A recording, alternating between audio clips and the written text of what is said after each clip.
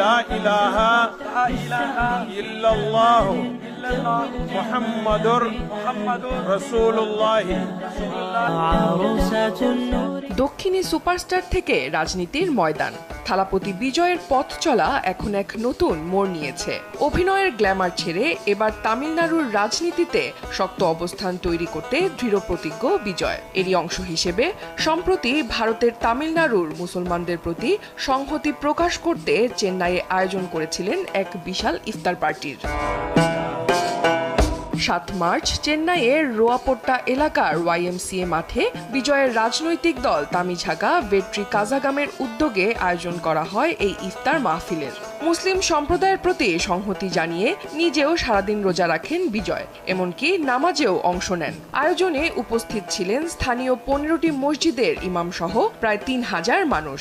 সাদা কুর্তা ও মাথায় টুপি পরা বিজয়ের সেই মুহূর্তের ভিডিও ছড়িয়ে পড়তেই ভাইরাল হয়ে যায় সোশ্যাল মিডিয়ায়।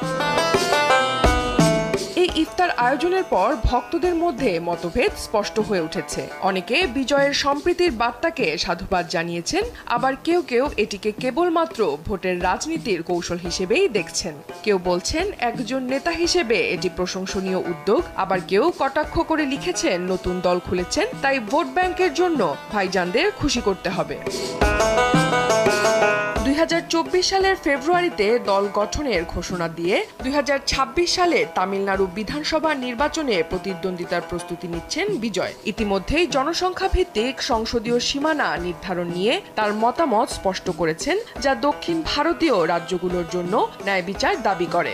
এই ইফতার আয়োজনকেও অনেকেই তার রাজনৈতিক স্ট্র্যাটেজির অংশ হিসেবে দেখছেন, যেখানে তিনি তামিল জাতীয়তাবাদকে সামনে রেখে সব সম্প্রদায়ের কাছে পৌঁছাতে চাইছেন। রাজনীতির পাশাপাশি বিজয় এখন ব্যস্ত তার নতুন সিনেমা জানা নায়াগান নিয়ে। তবে এটি হয়তো বিজয় অভিনীত শেষ সিনেমা। রাজনীতির জন্য সিনেমা থেকে বিদায় নেওয়ার সিদ্ধান্ত নিয়েছেন বিজয়। তিনি ঘোষণা করেছেন জানা নায়াগান তার 69তম সিনেমা এবং এটি হবে তার শেষ সিনেমা। এই সিনেমায় একজন রাজনীতিবিদ চরিত্রে দেখা যাবে বিজয়কে। রাজনীতি নির্ভর এই সিনেমায় কাজ করতে গিয়ে বিজয়ের মনে হয়েছে মানুষের জন্য কিছু করার জন্যই তার অভিনয় জীবন শেষ করা উচিত। এই ভাবনা থেকেই সিনেমা ছাড়ার সিদ্ধান্ত নিয়েছেন বিজয়।